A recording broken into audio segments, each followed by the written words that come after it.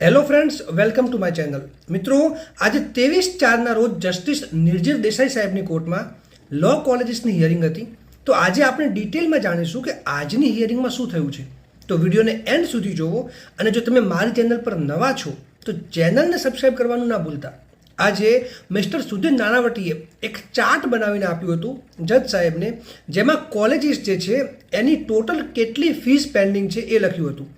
જેમાંથી મિસ્ટર સુધીર નાણાવટી એમની કોલેજીસની ફીસ એક સાથે પે કરવા માટે રેડી હતા. બાકીની જે કોલેજીસ હતી એમને થોડો વધારે સમય જોઈતો હતો, જે માટે જજ સાહેબ અને મિસ્ટર સુધીર નાણાવટી સજેશન આપી રહ્યા હતા, જેમાં મોસ્ટ ઓફ કોલેજીસ 5 યર્સનો ટાઈમ માંગી રહી હતી. હવે મિત્રો, બધી જ કોલેજીસ પાસ્ટ ફીસ, પેનલ્ટી બધું જ પે કરવા માટે રેડી છે, એક્સેપ્ટ ગોધરા લો કોલેજ. એ પેમેન્ટ કરવા માટે તો રેડી છે, બટ એમને એવું કહ્યું છે કે એ પેમેન્ટ તો કરી દેશે પણ કેસ લડશે, કેમ કે એમનું માનવું એવું છે કે બાર કાઉન્સિલ ઓફ ઇન્ડિયા આ પેનલ્ટી અને પાસ્ટ ફીસ લેવા માટે એન્ટાઇટલ્ડ નથી. પછી મિસ્ટર સુધીર નાણાવટીએ આ ઇસ્યુને 2 પાર્ટમાં ડિવાઈડ કરીને કહ્યું કે first future students and second past students, જેમાં જેટલી પણ કોલેજીસ અપફ્રન્ટ બધું જ પેમેન્ટ કરી દે છે, એટલીસ્ટ એમને 2024-25 સુધીનું રેકગ્નિશન આપી દેવું જોઈએ, જેથી કરીને જેટલા પણ સ્ટુડન્ટ્સ ઓલરેડી કોલેજીસમાંથી સ્ટડી કમ્પ્લીટ કરી ચૂક્યા છે, એટલીસ્ટ એમને સ્ટેટ બારમાં એનરોલ કરવામાં આવે અને એમને સનદ મળી જાય. ત્યારે જજ સાહેબે કહ્યું કે એવું નથી કરવાનું કે એક ઇસ્યુને આપણે સોલ્વ કર્યો અને બાકીના બધા જ ઇસ્યુ સોલ્વ કર્યા વગરના રહી ગયા.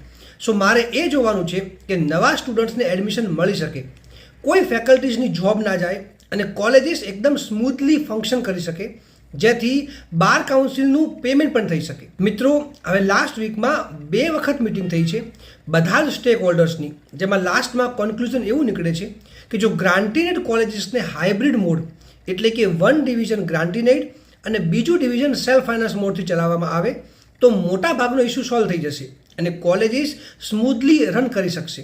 પણ આમાં યુનિવર્સિટી એગ્રી નથી, કેમ કે એમને ગ્રાન્ટીનેડ કોલેજીસને સેલ્ફ ફાઇનાન્સ ડિવિઝન માટેની ફીસ પર સેમેસ્ટર 8,000 જ લેવાનું કહ્યું છે. હવે મિત્રો, યુઝ્યુઅલી ગુજરાત યુનિવર્સિટીમાં પર સેમેસ્ટર સેલ્ફ ફાઇનાન્સ કોલેજીસની ફીસ 10,000 ચાલે છે. તો પછી જો ગ્રાન્ટીનેડ કોલેજીસના સેલ્ફ ફાઇનાન્સ ડિવિઝનને માત્ર 8,000 ફીસ લેવાનું કહેવામાં આવે તો પછી એ તો ડિસ્ક્રિમિનેશન કહેવાય. એના પછી આજની હિયરિંગમાં બધા જ સ્ટેક હોલ્ડર્સ, જેમ કે government, bar council of India, university, બધા જ પોઝિટિવ સ્ટેટ ઓફ માઇન્ડમાં હતા અને એ નક્કી થયું કે ગવર્મેન્ટ કોલેજીસને સપોર્ટ કરશે અને જેટલું જલ્દી થઈ શકે ફેકલ્ટીઝની અપોઇન્ટમેન્ટ કરશે. સાથે આ યર 2 ડિવિઝન, એટલે કે 1 ગ્રાન્ટીનેડ અને બીજું સેલ્ફ ફાઇનાન્સ, એટલે કોલેજીસને હાઇબ્રિડ મોડથી ચલાવવામાં આવી શકે છે, જેમાં ટોટલ કેપેસિટી 120 સ્ટુડન્ટની રહેશે. હવે મિત્રો, લો સ્ટુડન્ટ્સના વતી જે એડવોકેટ અપિયર થયા હતા એમણે કહ્યું કે જો બધા જ સ્ટેક હોલ્ડર્સ પોઝિટિવ માઇન્ડમાં છે અને એગ્રી થયા છે, ધેન પાસ્ટ યર્સ માટે કોલેજીસને રેકગ્નિશન આપી દેવું જોઈએ, જેથી કરીને એવા સ્ટુડન્ટ્સ જેમની સનદ હજુ સુધી નથી આવી એ બધા જ સ્ટુડન્ટ્સની સનદ આવી શકે અને એમને સ્ટેટ બારમાં એનરોલ કરવામાં આવે.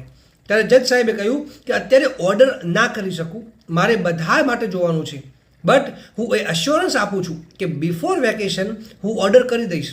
એટલે મિત્રો, 10th મેથી વેકેશન પડવાનું છે ગુજરાત હાઈકોર્ટમાં, તો એની પહેલાં સનદ માટેનો ઓર્ડર થઈ શકે છે. અને આ હિયરિંગ માટેની જે નેક્સ્ટ ડેટ છે એ 30 એપ્રિલ રાખવામાં આવી છે, જેમાં મોટા ભાગના ઇસ્યુ રિઝોલ્વ થઈ શકે એમ છે. અને જે કોલેજીસ દ્વારા એન્ટાયર અમાઉન્ટ પે કરી દેવામાં આવી છે એમને રેકગ્નિશન ગ્રાન્ટ કરવામાં પણ આવી શકે છે. તો મિત્રો, આ બધી જ અપડેટ તમને મારી ચેનલ પરથી મળી જશે. અને જો તમને કોઈ બીજો ક્વેશ્ચન હોય તો તમે મને કમેન્ટ સેક્શનમાં પૂછી શકો છો. અને આ વિડીયોને લાઈક કરો, વધારેમાં વધારે શેર કરો અને મારી ચેનલને સબસ્ક્રાઈબ કરવાનું ના ભૂલતા.